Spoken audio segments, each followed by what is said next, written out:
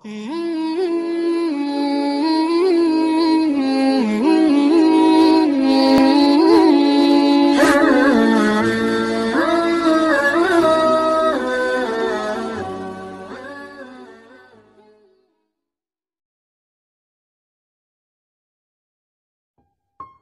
cewek ditanya pendapatnya setuju apa enggak dilamar oleh seorang perempuan, maka jawaban ianya seorang perempuan itu adalah diam.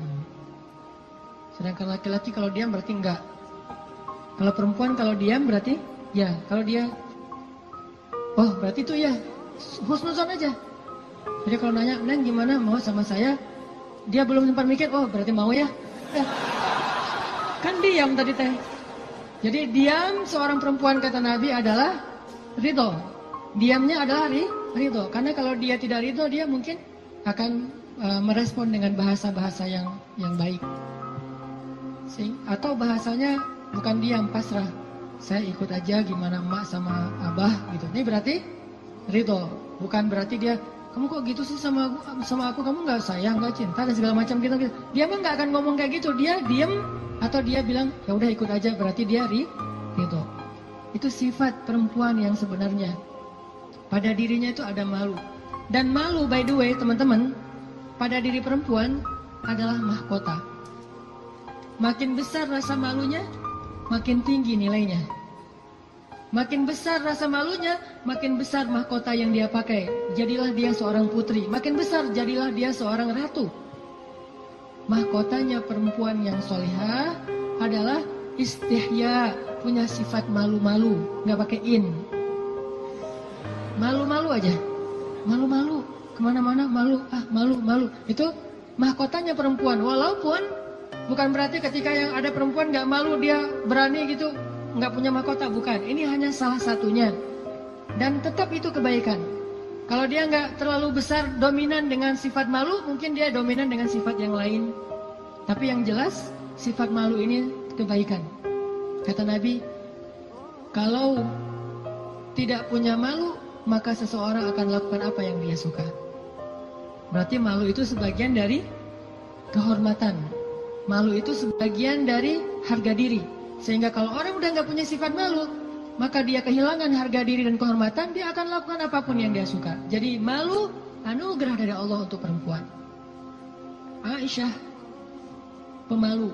Saking pemalunya Aisyah, kalau lagi malu wajahnya kemerah-merahan, pink. Pink dalam bahasa Arab humayro. Pink itu humayro. Aisyah itu kalau lagi malu pink wajahnya. Sehingga kalau Nabi melihat wajah Aisyah pink, humayro, Nabi senang melihat Aisyah, oh Aisyah lagi malu, Aisyah lagi senang, Aisyah lagi tersipu-sipu, sehingga wajahnya menjadi pink. Aisyah itu seorang perempuan yang sangat pemalu, sama dengan Maryam, sama dengan Khadijah, sama dengan Fatimah, perempuan yang sangat pemalu. Coba teman-teman renungkan kisah gimana pemalunya Aisyah. Pernah ketika Rasulullah SAW sudah wafat, kan Rasulullah itu dimakamkan di dalam rumah Aisyah. Soalnya SOP para nabi, mereka dimakamkan di tempat mereka wafat, nggak boleh dipindahkan. Itu udah jadi SOP-nya para nabi itu. Jadi kalau meninggalnya di sini, ya udah di sini dimakamin, nggak boleh ke pemakaman khusus tempat lain atau pemakaman umum, nggak boleh. Jadi karena Rasulullah wafatnya di atas pangkuan Aisyah di kamarnya, maka kamar itu jadi tempat Rasulullah dimakamkan, makam di situ, dibuat kayak ruangan. Setiap hari Aisyah duduk di situ, dia buka hijabnya, dia duduk di makam Nabi sambil mungkin dia di situ ngobrol, mungkin dia berzikir, bukan sengaja zikir di dalam makam ya, tetapi dia kangen sama Nabi, duduk di sebelah Nabi, seolah-olah dia pengen mengenang waktu dulu sering zikir berdua sama Nabi sambil Nabi tidur di atas pangkuan Aisyah zikir. Bayangin. Kalau kita zikir jomblo itu duduk, beda ya zikir jomblo sama zikir orang udah nikah. Kalau jomblo zikirnya duduk, tiba-tiba ngeblak ke belakang gitu ya. Kalau udah nikah, zikirnya nggak perlu ngeblak ke belakang, zikirnya sambil berbaring di atas pangkuan kekasihnya. Atau kadang-kadang zikirnya sambil bersandar, jadi punggung dengan punggung, satu menghadap ke utara, satu menghadap ke selatan. Sama-sama memberikan punggungnya jadi kayak kursi gitu. Bersandar kepada kekasihnya, zikir. Nanti pas sudah beberapa menit lihat, wah kamu 1000, saya baru 200. Ngapain aja kamu kok 200? Ngaweleng gitu ya. Mikirin kamu, jadi zikirnya 200. Berarti yang zikirnya 1000, kamu mikirin apa? Saya ingat Allah. Ah kamu kenapa 200? Saya ingat kamu. Romantis dalam zikir. Artinya Aisyah tuh teringat masa-masa zikir dengan Rasul, sholat sunnah bareng dengan Rasul. Kan saya sering cerita tuh, Rasulullah kalau malam tahajud, beliau sholat tahajud sendiri dulu, nggak ngebangunin Aisyah. Kenapa? Karena tahajud Nabi itu di atas standar manusia biasa. Kalau ngebangunin Aisyah kasihan, nggak akan kuat Aisyah. Ini sayangnya Nabi kepada Aisyah, sampai dalam bab ibadah aja diringankan selama tidak melanggar syariat. Nabi nggak mau ngeberatin Aisyah sholat tahajud bareng dengan Nabi. Aisyah tahajud yuk. Hayu kata Aisyah. 1 rakaat Al-Baqarah, Ali Imran, An-Nisa, Al-Maidah, Al-An'am. Siapa yang kuat? Nggak usah Aisyah, Abdullah ibnu Mas'ud aja pernah jadi makmum dadakan di belakang Nabi, itu hampir batal sholatnya. Wah Nabi lagi sholat tahajud, nggak makmumin udah aja makmumin. Nabi baca Alif Lam Mim Dzalikal Kitabul La Raiba Fi. Abdullah masih antang-antang aja. Lama-lama kok udah setengah juz ya perasaannya. 1 juz, 2 juz, sampai selesai Al-Baqarah. Mulai ini Abdullah curiga nih, Masuk lagi Alif Lam Mim Ali Imran. Masuk lagi Ya Ayuhan Nas An-Nisa. Masuk lagi Al-Maidah. Masuk Al-An'am 7 juz 1 rakaat. 7 juz 1 rakaat. Kita 1 rakaat 7 surat. An-Nas, Al-Falaq, Al-Ikhlas. Dari ujung aja pokoknya 7 surat. Ini 7 juz 1 rakaat. Atau kadang-kadang kita 7 rakaat 1 surat. Yaitu Al-Ikhlas terus. Asal sholat pasti Al-Ikhlas. Walaupun kalau dia membaca Al-Ikhlas itu karena cinta kepada surat itu, dia akan masuk surga dengan surah Al-Ikhlas. Masalahnya kita benar gak sih cinta ke Al-Ikhlas? Kan kita suka pakai hadis sahabat itu ya. Ada sahabat kalau ngeimamin pasti bacanya Al-Ikhlas tuh kan. Sahabat aja bacanya Al-Ikhlas mulu. Sampai dilaporin ke Nabi, ya Rasulullah dia tuh kalau ngimamin kurang variatif Kurang variatif gimana? Ayatnya monoton, Al-Ikhlas saja nggak ganti-ganti. Dipanggil sama Nabi, kenapa kamu bacanya kok Al-Ikhlas saja nggak yang lain? Ya Rasulullah, saya cinta dengan surat itu. Nah di surat itu disebutin sifat-sifat Allah. Nabi tersenyum mengatakan, kamu masuk surga karena apa yang kamu cintai. Pertanyaannya, kita gitu atau ada modus lain? Al-Ikhlas itu nggak perlu mikir dan cepat kan? Jadi bukan karena cinta banget dengan Al-Ikhlas. Ini harus jujur nih. Nabi sholat tahajud. Udah selesai tahajud, baru ngebangunin Aisyah pas witir. Jadi Aisyah itu diajak sholatnya pas witir. Aisyah, witir yuk. Kan Aisyah manja-manja gitu kan ya. Susah bangunnya, akhirnya dipercikin air di wajahnya sama Nabi. Kan saya sering bilang, percikan air ke wajah calon kita. Kalau belum ada latihan pakai guling dulu. Guling di latihan. Biar pas mercikinnya itu enak gitu. Kalau ini ada lebih rezeki sedikit, beli nano spray. Kan enak tuh malam-malam nano sprayan. Jadi masuk ke pori-pori langsung segar gitu. Nah, artinya Rasulullah memercikan air ke wajah Aisyah. Ayo Aisyah tahajud. Akhirnya witir bareng. Setelah selesai witir, kan Nabi itu kalau sholat tahajud itu ini ada tutorial tahajud ala Rasulullah ya. Kan tahajud bebas sebetulnya, tapi Rasulullah juga punya style sendiri tahajudnya. Sahabat-sahabat masing-masing punya style. Ada tahajud di atas atap. Siapa itu? Bilal. Bilal kalau tahajud pasti di atas atap rumah. Umar kalau tahajud pasti depan rumah. Bukan di dalam rumah, di depan. Dia keluar dari rumahnya, tahajud di depan rumah. Bacanya kencang-kencang. Bismillahirrahmanirrahim. Satu Madinah bangun gara-gara suara Umar. Kalau Abu Bakar tahajudnya di musolanya sendiri, khusyuk sendiri, nggak mau ketahuan orang. Ini gayanya beda-beda. Gue dengan gaya gue gitu ya. Umar di depan rumah, Bilal di atas atap, Abu Bakar sendiri di dalam mihrab. Rasulullah juga punya style. Style tahajud Nabi gimana? Beliau tidur, tahajud, witir, tidur, subuh. Jadi sebelum subuh beliau tidur dulu. Cuman tidur yang keduanya Nabi bersandar biasanya. Kalau nggak bersandar di tiang, di dinding, bersandar kepada Aisyah. Itu tahajud ala Rasulullah. Nggak mungkin kita ngikutin sunnah ini kalau belum. Banyak sunnah yang kita nggak bisa ngikutin kalau belum nikah, teman-teman.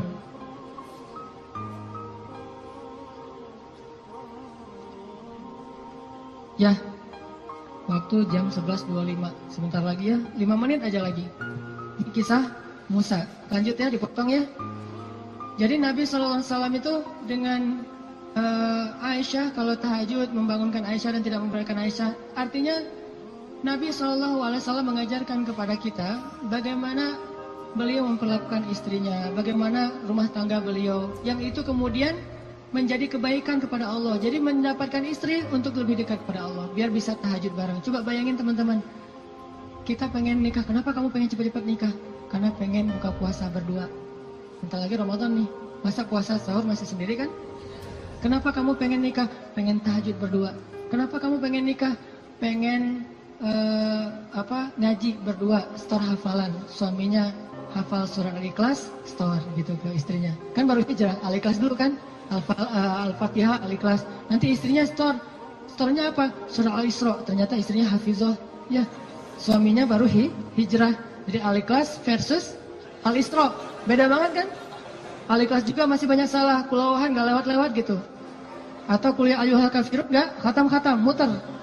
Kan la abudu mata abuduan terus aja di situ kan? Ini karena belajar, baru belajar. Istrinya udah Al-Isra, Maryam, Toha, Qasas segala macam. Kenapa pengen nikah? Karena pengen bareng mendekat kepada Allah SWT. Itu yang Nabi Musa cari. Akhirnya perempuan itu datang menemui Musa, sebagaimana Aisyah sangat pemalu. Tadi nggak tuntas ceritanya, next time insya Allah. Datanglah perempuan itu kepada Musa, bilang, ayahku pengen ngundang kamu dinner di rumah. Itu bahasa kita mah, di dinner atau lunch lah di rumah, makan siang gitu. Kayaknya sih dinner, udah sore soalnya. Makan malam di rumah. Oh iya, jalan nih. Tahu gimana cara jalannya? Musa di depan, cewek itu di belakang. Nggak dibalik, cewek di depan, Musa di belakang. Nggak. Etika jalan laki-laki perempuan yang belum muhrim, perempuan di belakang, laki-laki di depan. Supaya apa? Supaya tidak melihat bagaimana cara jalannya. Terus kan Musa nggak tahu rumahnya kemana, gampang, tinggal di Sherlock aja. Kalau nggak Sherlock, kitanya yang jadi Google Map gitu, jadi kayak Waze gitu. Belok kanan, turn right, turn left, after one gitu.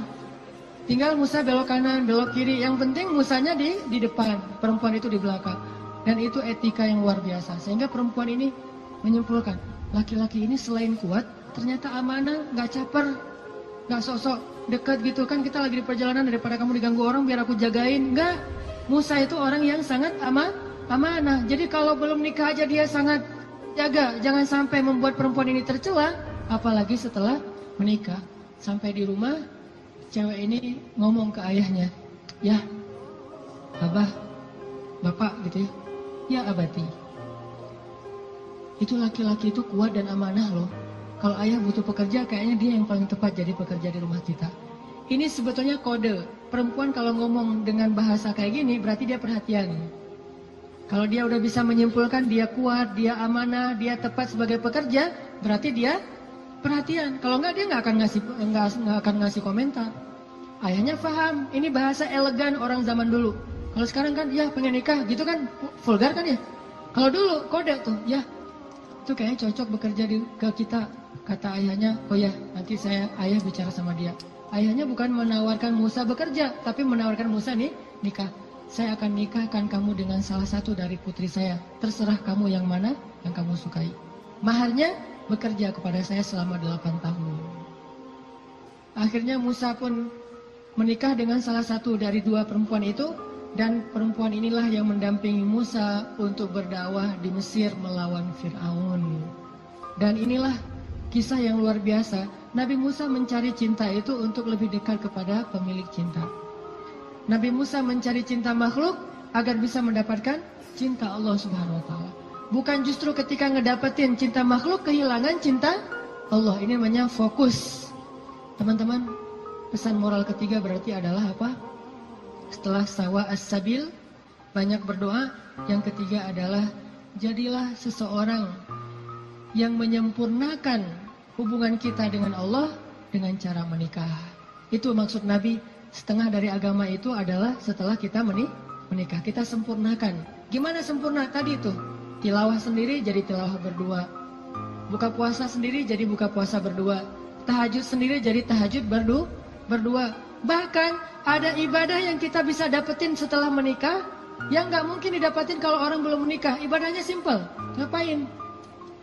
Goler, tidur di atas sofa sambil ngelihat istri kita rempong lalu lalang, itu pahala. Jadi gini aja, itu sholat sunnah loh. Kalau yang belum nikah hanya bisa mendapatkan pahala itu dengan cara berwudu, sholat sunnah 2 rakaat. Yang udah nikah gak perlu berwudu, gak perlu sholat sunnah pun tetap dapat pahala sholat sunnah. Dengan cara apa? Pandangan suami kepada istrinya yang penuh kasih sayang, bagi dia adalah pahala ibadah. Jadi cuma ngelihat doang ibadah, tersenyum ibadah, kecup di keningnya. Bayangin, Nabi itu habis berwudu mengecup Aisyah. Bisakah kita melakukan itu kalau belum menikah? Ngecup apa?